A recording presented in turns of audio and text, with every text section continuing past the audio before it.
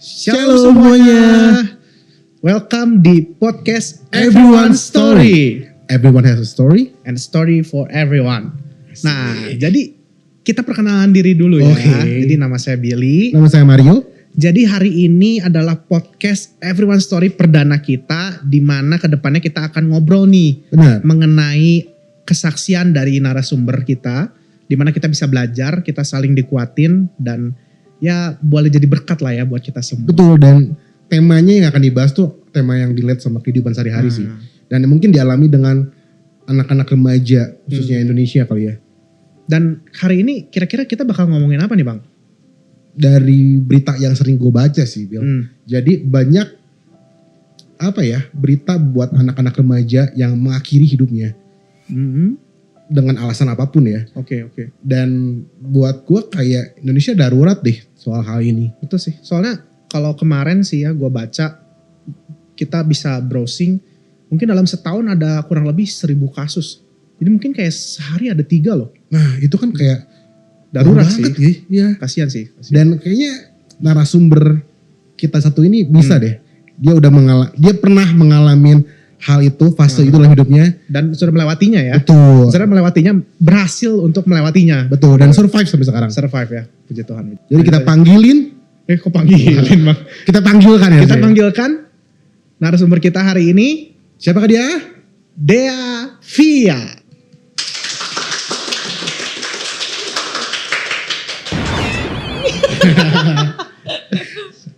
Luar biasa ini. Hai, Gimana kabarnya? Hai Bill. Hai, kita baik sih, baik, luar biasa baik lah. Lagi sibuk ngapain nih Ci sekarang? Sibuk kerja sambil jadi mami-mami juga. Oke. Ya. Jadi bisa mungkin perkenalan dulu nih. Siapa nih? Kan kita semua tahu lo nih. Tapi yang di rumah gak tahu siapa. Oke. Gua tuh sebenarnya orang biasa yang dikasih kesempatan sama Tuhan untuk ngalamin kebaikan Tuhan. Kan yang kayak tadi opening lu pada bilang gila-gilaan banget nih zaman sekarang anak-anak muda pada mengakhiri hidup dan gue baru dalam beberapa bulan ini baru ada lagi di Bandung gitu dan itu cukup bikin kita kan lumayan kaget ya. Betul. Gitu. Yes, betul. Gue kalau ada berita kayak gitu gue selalu mikirnya coba tuh orang ketemu gue sebelum dia bunuh diri gitu. Gue pengen ngobrol gitu. Kayaknya nih gue tahu banget nih orang kayak gini tuh kenapa sampai dia memutuskan untuk bunuh diri gitu. Kayak relate aja sama gue yang dulu gitu guys. Coba bisa lu cerita gak? Dulu apa sih yang terjadi sama hidup lu? Gue tuh oke gini. Jadi ceritanya tuh gue tuh Kristen warisan. Jadi nyokap bokap gue, nenek kakek gue tuh semuanya udah Kristen. Jadi gue tahu Tuhan Yesus mukanya. Gue nemenin bokap gue pelayanan dalam hari Minggu tuh 1 kali ibadah 5 kali. Jadi gue cukup lekat lah dengan kekristenan. Tapi gue tidak mengenal siapa gitu. Maksudnya gue nggak mengerti apa ya tujuan hidup seorang Kristen gitu sebenarnya. Sampai akhirnya tahun 2005. Jadi gini, backstory-nya tuh bokap gue tuh ngurusin usaha keluarga. Oke. 2005 umur gue kalau gak salah 13-14 tahun. Lu pada umur 14 tahun, 13 tahun ngapain? Gue 14 tahun mungkin baru dibaptis kali. Lu ngapain? Gue masih main layangan gak di Subang ya. Gua SMP berarti ya? Ya, SMP 2-an ya. Kurang lebih ya. SMP 1. Baru begini lo ya. Baru-baru puber gitu lah ya. Terus gue ingat banget waktu itu tiba-tiba nyokap gue bilang kita mesti pindah rumah. Oke. Gue kaget. Hidup gue tuh serba, dibilang kaya banget juga enggak. Tapi gue serba apapun yang gue mau gue bisa. Cukup gitu. Saya mau beli apa gue bisa gitu ibaratnya. Nah tiba-tiba gue harus pindah rumah ke yang lebih kecil. Gue masih umur segitu gue kayak kenapa gue pindah rumah ya gitu. Kenapa apa yang terjadi, what happened gitu. Dan gue tuh tipe yang kayak gue udah planning gitu. Ini kan gue SMP 2 nih. Yes. Gue udah tahu nih SMA gue mesti daftar kemana. Gue kuliah mau jadi apa. Itu gue udah punya planning hidup lah. Jadi apa dulu planningnya? Gue pengen jadi dokter hewan. Keren. Gue pengen jadi. Bukan hotel mulia bro. Gue pengen jadi arsitek. Banyak. Oke. Kok banyak? Lu punya cita-cita banyak nih berarti? Banyak. Jadi gue, tapi yang yang paling gue menyesali itu gue nggak bisa masuk ke SMA favorit gue. Karena tiba-tiba aja nih kayak Tuhan tuh kalau mau rubah keadaan tuh cuman gini doang guys. Cepet banget gitu. Tiba-tiba wah kok gue ada di sini gitu. Dan itu terjadi begitu saja sampai itu pukulan berat buat gue pribadi. Gue ngerti lah gimana bokap gue juga pasti akan terpukul juga gitu. Apalagi seorang kepala keluarga gitu. Dia bertanggung jawab tiba-tiba dia harus menghadapi situasi yang seperti itu gitu kan.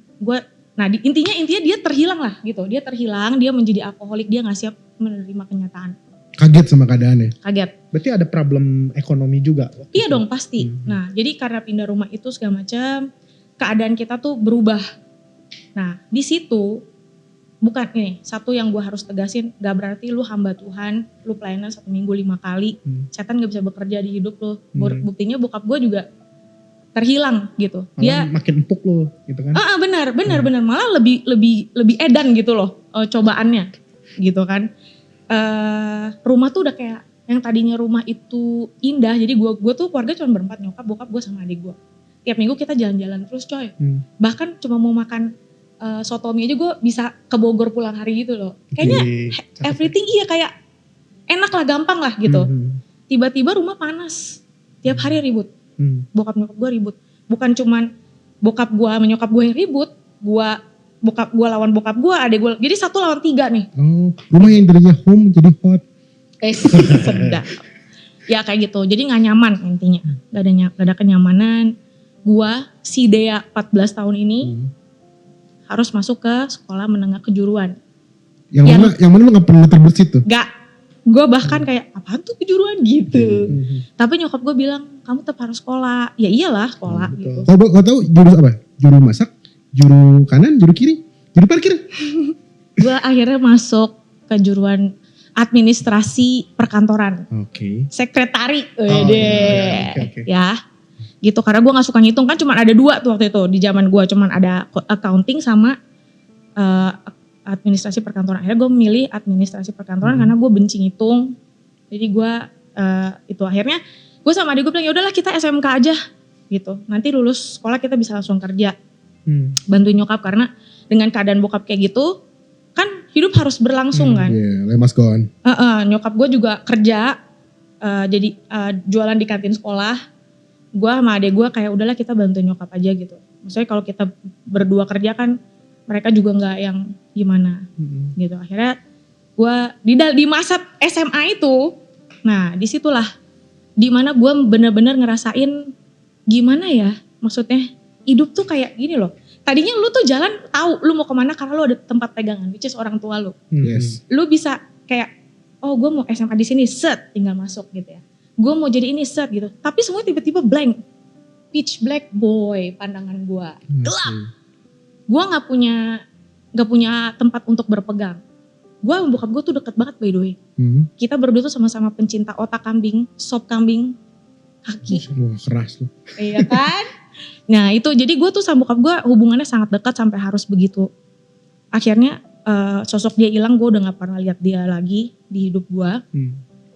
Dan itu cukup berat buat gue pribadi. Jadi gue kayak seperti hilangan, lu kayak jalan di tangga tapi gak ada pegangannya dan itu curam. Ya kurang lebih kayak gitu ya, bisa gue kasih pandangan ya. Jadi gue nggak punya tempat berpegang. Gue bukan cuman kehilangan sosoknya, tapi gue juga nggak suka sama orangnya. Walaupun nyokap gue berkali-kali bilang, papi itu lagi dipakai sama iblis buat mencobai kita. Itu bukan papi deh ya. Cece gue dipanggil di rumah. Itu bukan papi, Ce, itu tuh iblis gitu. Iblis yang pakai papi untuk merusak kita gitu. Kita harus berpegang ini. Lu terima dengan statement itu? Gak ada yang masuk bro. Karena buat gue udah rusak aja. Hancur aja gitu. Jadi kayak ya udah emang udah hancur aja gitu kan. Nah karena gue merasa bokap gue itu gak ada. Bokap gue gak ada. Gue cuman kayak. Jadi gue merasa gue berjalan sendiri. Disitulah mulai. Ya pertamanya kalau lu pada udah pernah gue ceritain ulang. Jadi gue tuh emang. Gue gak mau bilang gue indigo ya. Kalau indigo tuh kayak mengotakkan sesuatu gitu ya. Gue tuh emang bisa lihat setan dari kecil guys. Lu peka lah. Ya. Nah di masa SMA itu karena gue ngerasa Gue udahlah ke gereja juga ngapain. Gue lihat aja bokap gue. Berhenti dong ke gereja. Berhenti. Bisa dibilang. Pelayanan juga keluarga semua berhenti ya? Berhenti. Okay. Benar-benar hilang lah intinya.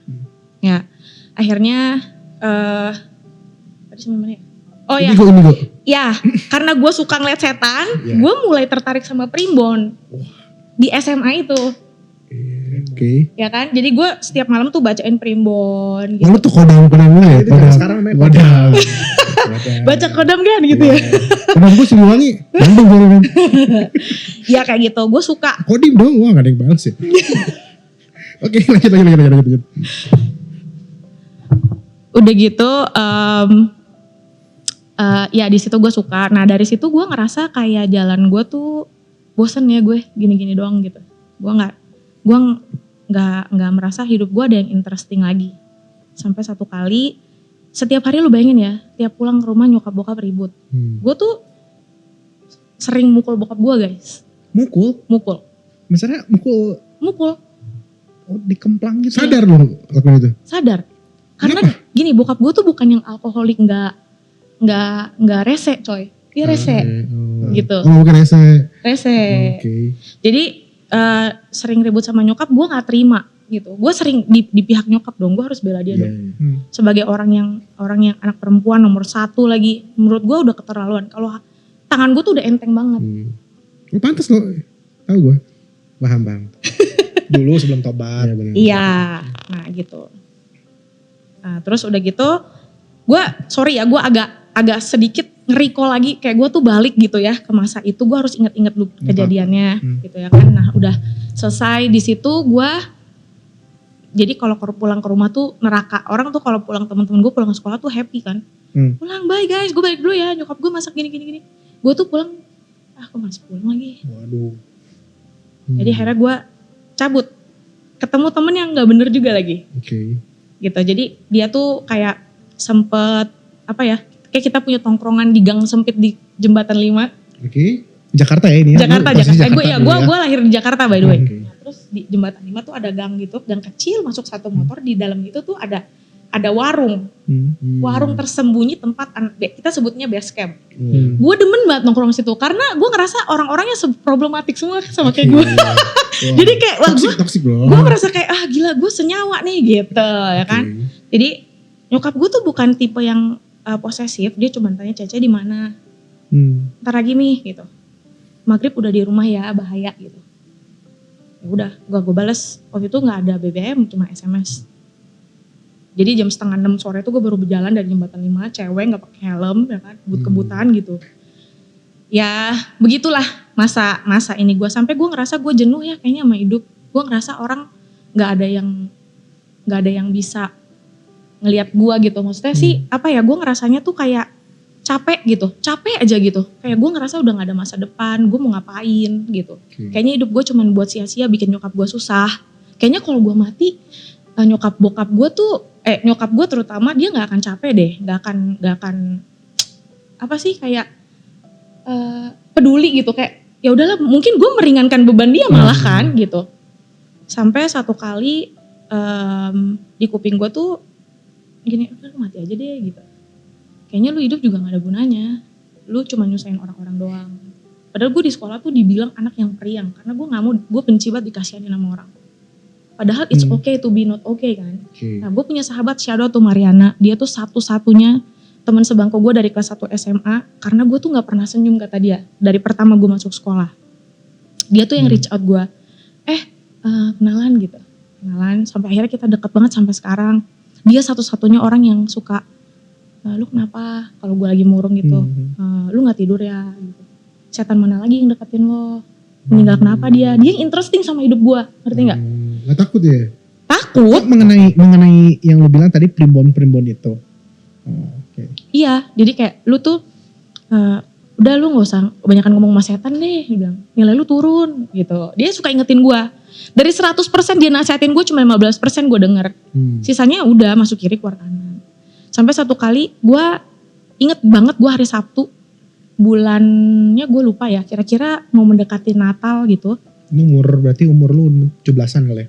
16-an ya kayaknya, 16-an. belum 17. Ya belum mau 17 gitu. Gua jadi kalau lu tahu Dadap itu rumah deket tol yang mau ke bandara. Nah, di pinggir itu tuh dulu masih rawa, coy. Gue tuh naik motor gitu sendirian.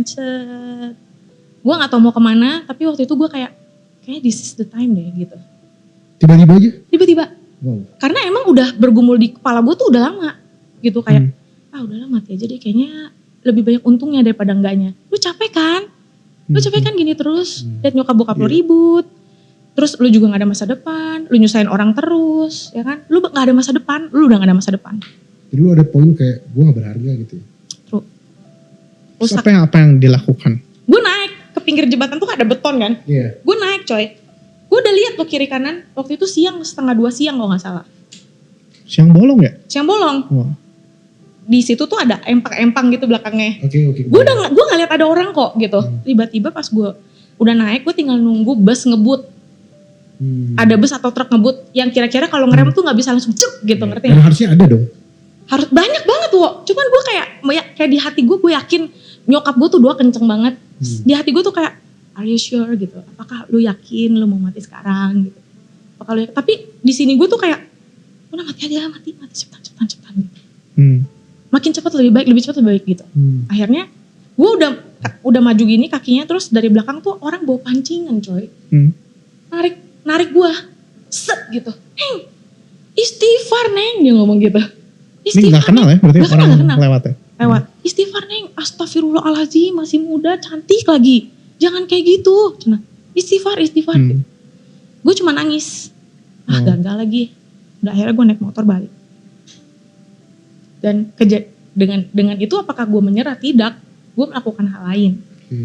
Jadi di sepanjang term itu problemnya tuh banyak gitu. Bukan cuman masalah bokap doang, bukan masalah keluarga doang, tapi lebih ke pribadi gue yang dihajar gitu loh, kayak lu udah gak berharga coy gitu, lu udah gak ada pegangan, lu udah gak ada masa depan gitu kan. Akhirnya suatu kali gue gak ikut ekskul Mandarin, gue ke Cengkareng. Boleh sebut daerah gak sih? Ya boleh. Boleh. Nah udah gitu ada satu pasar gitu yang udah kebakar, yang udah hitam gitu. Wah banyak setan dong. Ya banyak, udah pasti gitu. Gue naik ke atas, terus gue nggak lihat ada manusia ya di situ karena udah kebakar gitu ya, mungkin ada orang juga kan.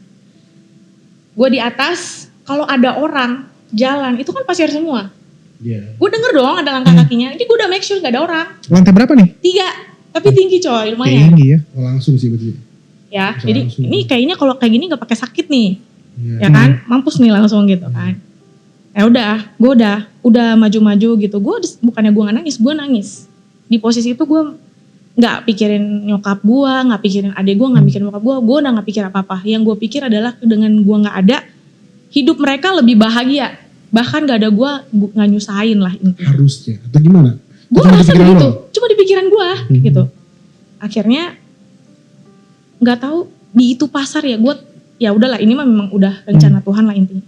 Ada pemulung coy, narik juga hal yang sama dan melakukan hal yang sama.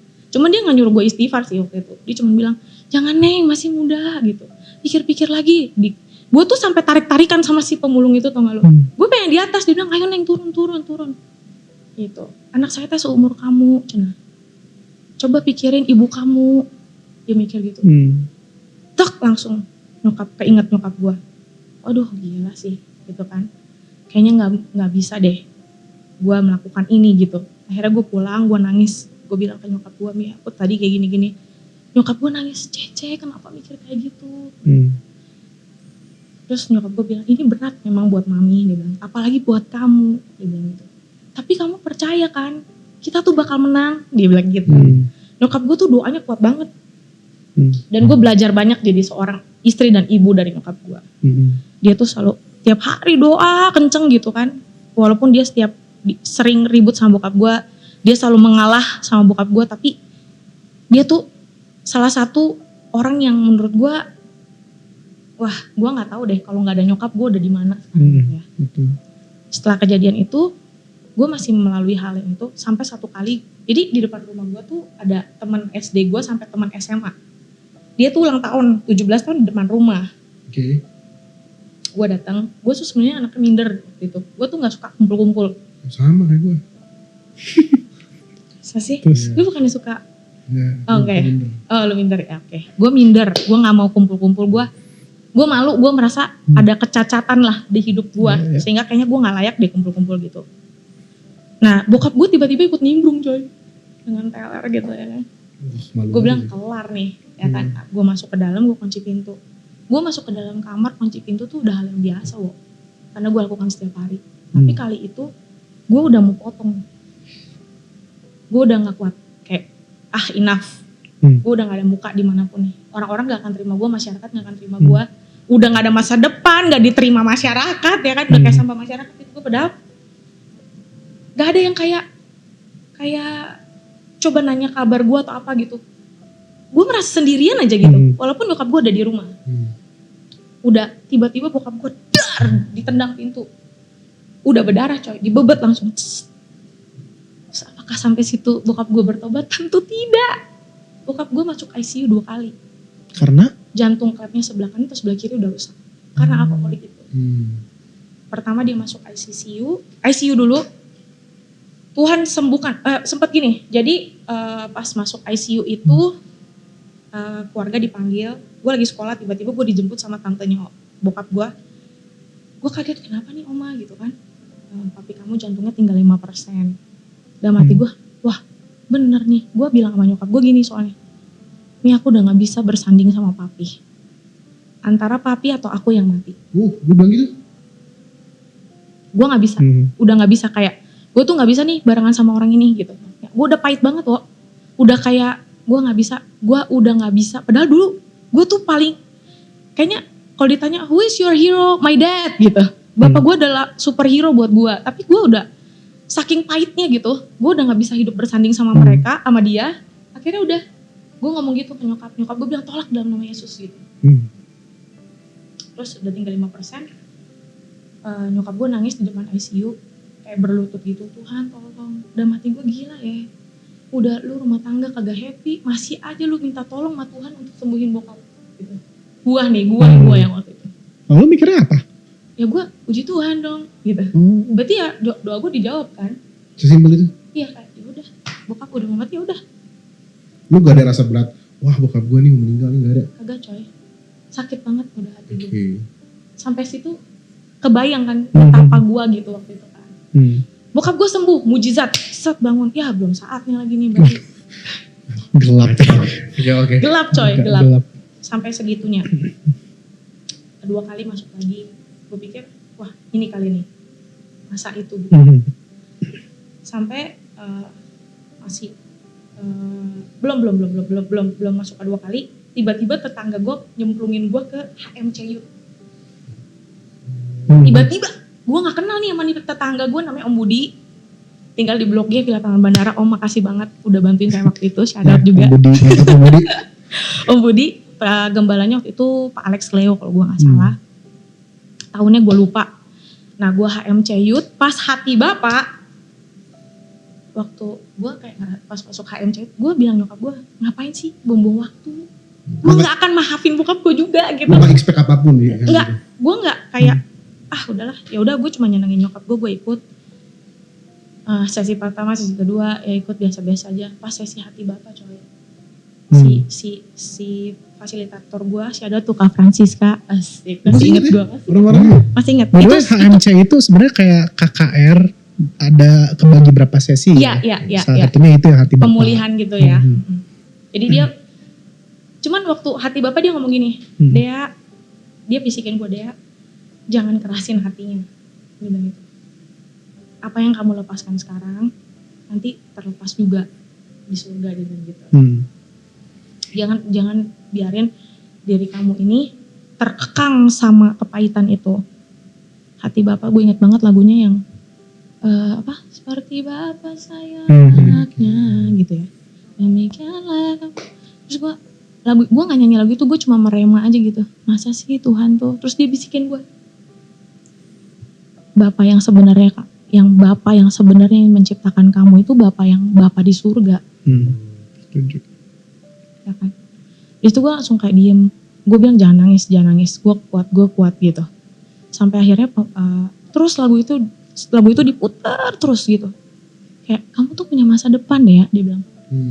Masa depan kamu tuh indah, cuman ketutup sama kepahitan kamu, kekhawatiran kamu, ketakutan kamu. Ingat deh, kamu tuh ciptain sama Tuhan, dia bilang. Hidup kamu punya Tuhan, bahkan kamu sendiri gak berhak untuk ambil itu dari diri kamu. Karena gue cerita kan, terus tiba-tiba kayak lampu kuning nyala atau gak, di ruangan gelap, blep. Kayak gue punya harapan lagi. Gue punya harapan lagi. Terus dia bilang gini, lepasin. Gue teriak gitu, gue teriak kenceng banget, gue teriak. Sampai akhirnya kan kayak mereka nyanyi penyembahan gitu. Gue muntahnya tuh sampai sakit loh dada gue. Gue masih inget rasanya. Kantongnya biru, gue inget banget. Muntahnya tuh hitam-hitam gitu, kayak orang muntah apa sih?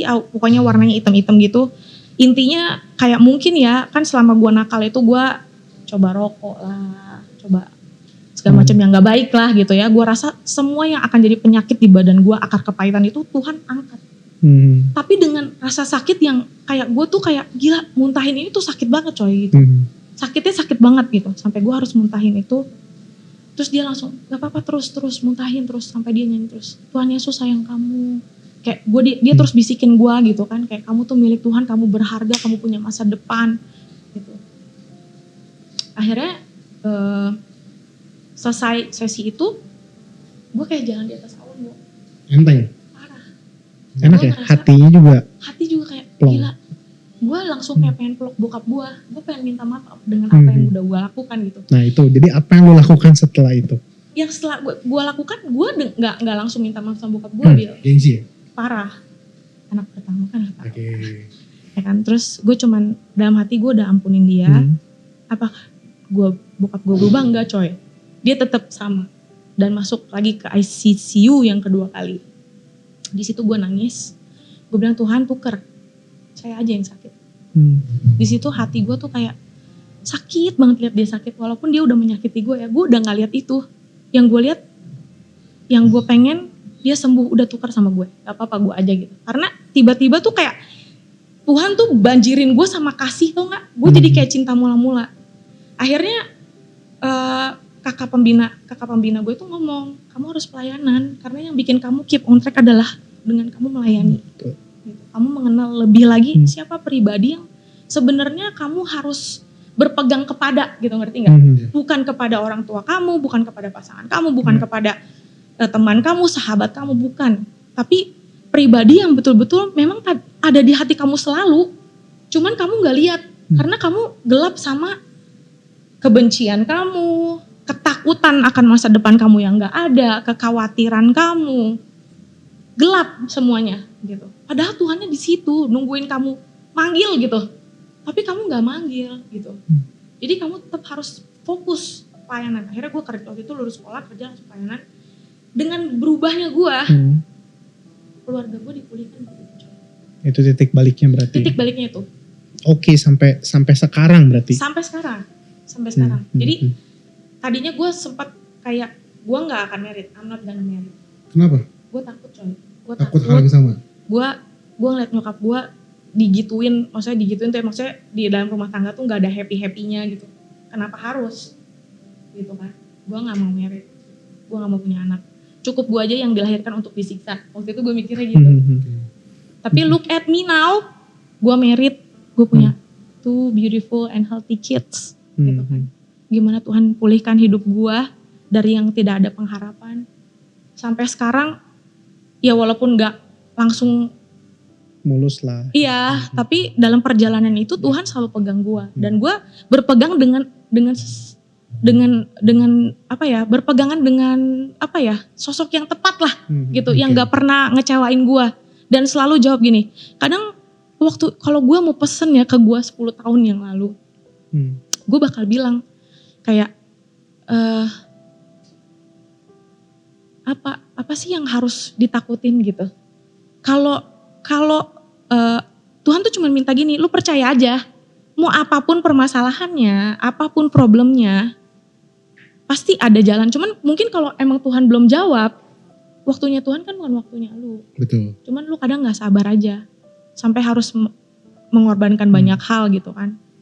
Gitu. Jadi cukup percaya aja. Pasti pasti Tuhan jawab.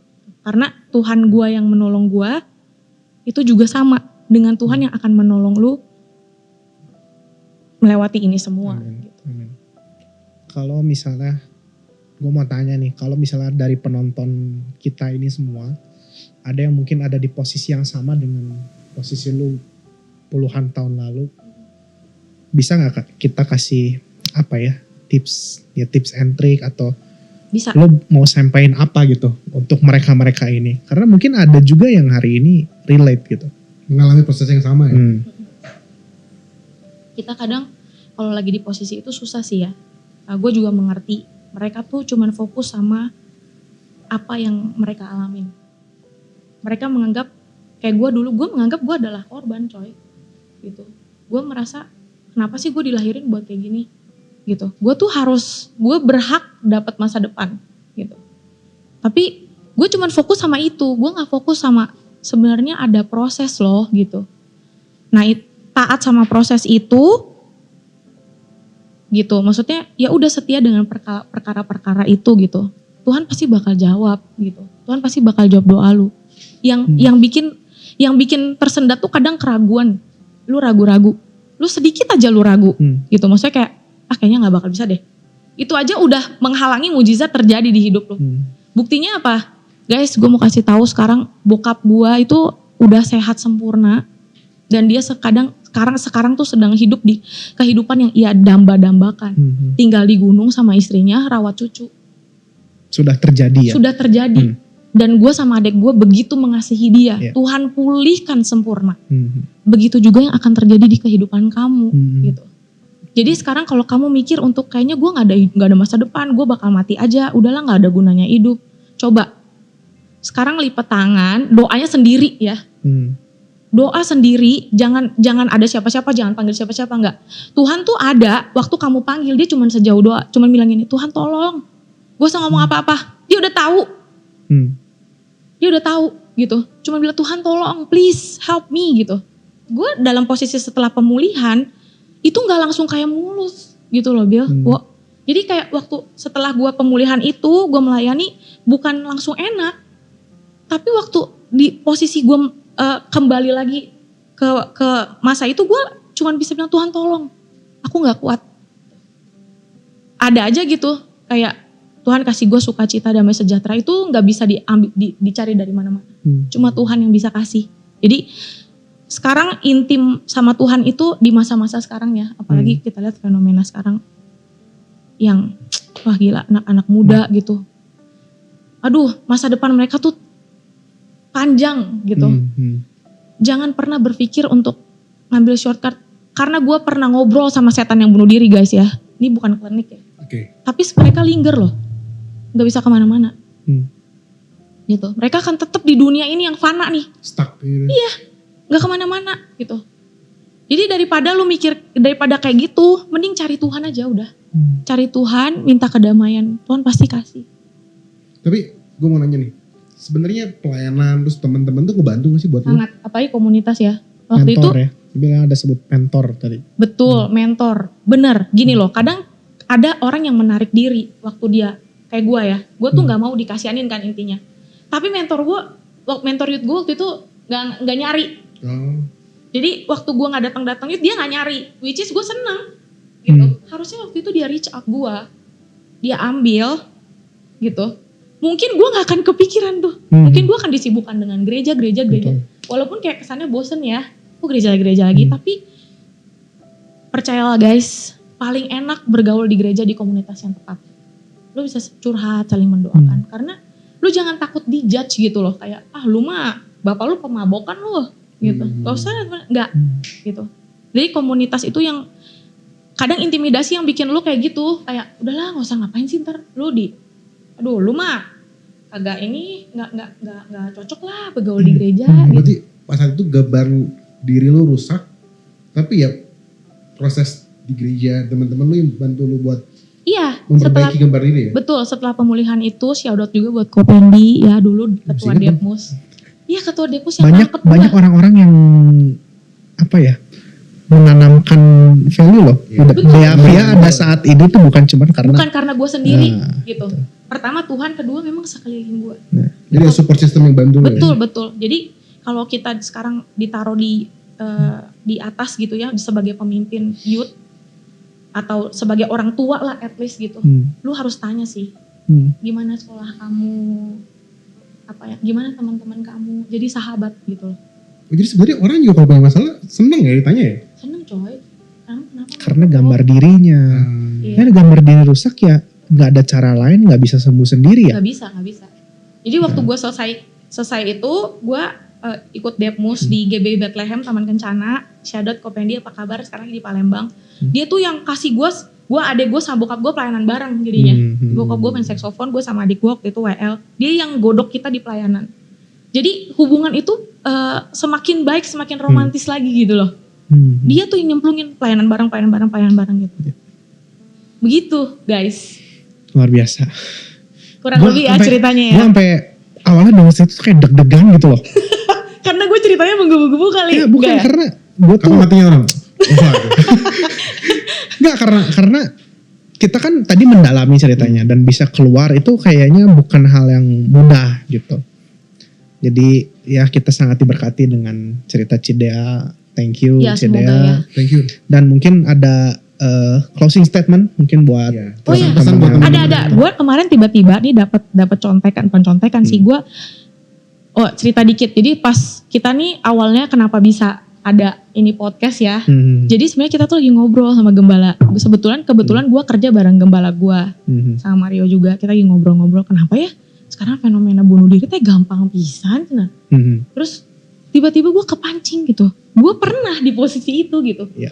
Terus kayaknya dulu zaman gue kata si Ko gitu, kayak orang tuh fighting orang tuh lebih fight gitu, nggak gampang nyerah, nggak gampang bunuh diri gitu kan. Terus gue cerita kok saya pernah pencobaan bunuh diri 3 kali loh, gue bilang gitu. Bahkan mungkin lebih ya, gue inget cuma 3 karena pas ada orang yang narik gue gitu kan. Terus oh ya gitu, akhirnya gue kesaksian, kayaknya perlu nih kesaksian kayak gini untuk kita siarkan gitu ya.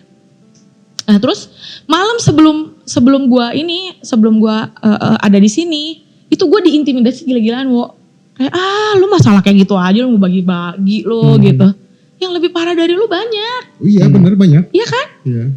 Tapi kan gue cerita sama suami gue bilang, kayaknya gue nggak bakal podcast di hari ini. Tuh intimidasi, setan tuh nggak akan diem aja. Betul. Waktu kesaksian hidup lu bagiin. Karena itu kan pasti akan bikin orang jadi balik ke Tuhan, ingat Tuhan lagi, ya kan? Dan dia akan bekerja lebih keras untuk bikin lu nggak jadi nih. Tiba-tiba kuku kaki gue belah, berdarah coy, kayak ngalir gitu. Gue menganggap itu kayak, wah gue diserang nih, wes. Padahal gue gak merasa kepentok guys, gue gak merasa kenapa-napa. Gue gunting kuku tuh udah 25 tahun sendiri. Masa tiba-tiba kegunting? Gue lagi tidur, ya tiba-tiba, loh kok berdarah? Terus kayak gak masuk gitu. Misteri banget. Saya izin gitu. 25 tahun, sebelum 25 tahun masih diguntingin berarti ya? 25 tahun, gue iya kan masih berapa tahun tuh berarti? 7 tahun. Anyway, sekarang berarti cerita itu udah lewat 20 tahun lebih dong. Udah lama banget dan bokap gue tuh udah wah sehat lah pokoknya. Gitu. Closing statement tadi. Oh iya lupa tuh. Nih jadi gue tiba-tiba pas lagi malam gue abis doa sama laki gue tiba-tiba lewat aja tuh di TikTok. Shout out to TikTok. Pokoknya baca kitab. Sorry. Jadi do you know Nabi Elia pernah merasakan depresi berat dan meminta Tuhan untuk mengakhiri hidupnya? Tiba-tiba lewat loh. Apakah dia smartphone gitu? Terus merasakan depresi berat. 1 Raja-Raja ayat 19 sampai 1 Raja-Raja 19 ayat 4. Tetapi ia sendiri masuk ke padang gurun sehari perjalanan jauhnya, lalu duduk di bawah sebuah pohon arar, kemudian ia ingin mati. Katanya, cukuplah itu. Sekarang ya Tuhan, ambillah nyawaku sebab aku ini tidak lebih baik daripada nenek moyangku. Kan sama, gambar dirinya rusak. Betul gak? Terus. Gimana? Elia, lu pikir? Elia tuh luar biasa gila. Ia dipakai Tuhan sebagai penyampai pesan Tuhan bagi umat manusia. Elia dipakai Tuhan untuk melakukan banyak mujizat. Dengan perkenanan Tuhan dia menyembelih ratusan nabi Baal. Pemberani coy. Gila udah kurang apa lagi gitu. Udah bikin mujizat menurunkan api juga. Tapi masih bisa merasain begini nih. Betul. Mentalnya rusak. Dia 1 dari 2 orang yang naik ke surga tanpa mengalami kematian. Betul. Itu kan menurutku udah hebat banget. Tapi kenapa seorang seperti Nabi Elia merasakan depresi berat dan ingin mati hingga berusaha lari dari tugasnya dan bersembunyi? Jawabannya adalah karena Nabi Elia hanya manusia biasa. Sama seperti kamu dan saya. Kita bisa mengalami ini, tapi jangan nyerah gitu loh. Nah, Nabi Elia hanya manusia biasa, sama halnya seperti kita. Dia juga merasa takut, kecewa, depresi, seolah tidak ada jawaban dari Tuhan, seolah dia ditinggalkan dan sepertinya semua yang ia perbuat selama ini sia-sia. Tapi di atas ketidaksetiaan Elia, Tuhan itu setia. Amin. Tuhan memberikan Elia cukup waktu untuk beristirahat, memberikannya cukup makan dan air. Tuhan memperhatikan Elia. 1 Raja-Raja 19 ayat 5-8. Terus Nabi Elia kembali melakukan perintah Tuhan. Kayak yang kita lakukan sekarang. Habis kita mengalami itu, kita kesaksian, kita balik. Jangan ditutup kesaksian hidupnya jadi harta karun nanti gak berguna. Betul. Kan tujuan kita hidup ada ya. Sharing Gitu. sama orang. True gitu. Sampai Tuhan mempertemukan dengan seorang murid. Nah, oleh karena itu, apapun yang saat ini sedang kau hadapi, bahkan jika itu membuatmu berpikir untuk lebih baik mati saja, seperti yang diucapkan Elia, ada 2 ayat. Ini pasti lu pada tahu nih, pendeta-pendeta cilik ini, ya kan? Coba baca. Amsal 23 ayat 18. Oke. Amsal 23 ayat 18. Karena masa depan sungguh ada dan harapanmu tidak akan hilang. Amin. Satu lagi. 1 Korintus 10 ayat 13, Bill. 1 Korintus 10 ayat 13. Pencobaan-pencobaan yang kamu alami ialah pencobaan-pencobaan yang biasa. Yang tidak melebihi kekuatan manusia. Sebab Allah itu setia. Dan karena itu ia tidak membiarkan kamu dicobai melampaui kekuatanmu. Pada waktu kamu dicobai, ia akan memberikan kepadamu jalan keluar. Sehingga kamu dapat menanggungnya. Amin. Gitu. Amin. Keren gak tuh ya? Tapi Semangat. yang dari gue terpikirkan di waktu lu cerita Elia, ini sih waktu kita ada kepikiran buat mungkin mengakhiri hidup kita ya, kita harus menenangkan diri kita, take your time. Terus mungkin tadi ada makan ya, take your time makan. Akhirnya apa ya? Lu jangan pernah punya pikiran nekat gitu. Apapun yang lu alamin, meskipun itu berat, lu chill, santai, tenangkan diri dulu, berpikir, makan dulu, bersyukur aja dulu ya, bersyukur. Makan, terus baru mungkin ya ketemu orang yang bisa ngobrol. Setuju. Jangan ngerem di kamar, keluar lu makan bergaul gitu kan. Gak bisa coy, waktu itu. Kalau sekarang gue akan makan kalau ada masalah. Gitu. Thank you. Okay. Wah, thank you banget ya, udah jadi ladang untuk gue bersaksi. Semoga ini memberkati. Semoga teman-teman yang mungkin pernah mengalami proses itu atau fase itu bisa di-encourage ya buat kayaknya gue ambil salah nih, harus bisa melewati ini. Iya. Oke, mungkin kita cukupkan dulu sampai di sini. Kita harap kedepannya kita bakal undang banyak narasumber dengan cerita-cerita yang lain gitu ya, dan pasti cerita ini relate lah sama kehidupan teman-teman semua. Oke, kalau gitu saya Billy. Saya Mario. Saya Dea. Pamit undur diri, sampai ketemu di podcast berikutnya. God bless. God bless. Thank you for watching everyone.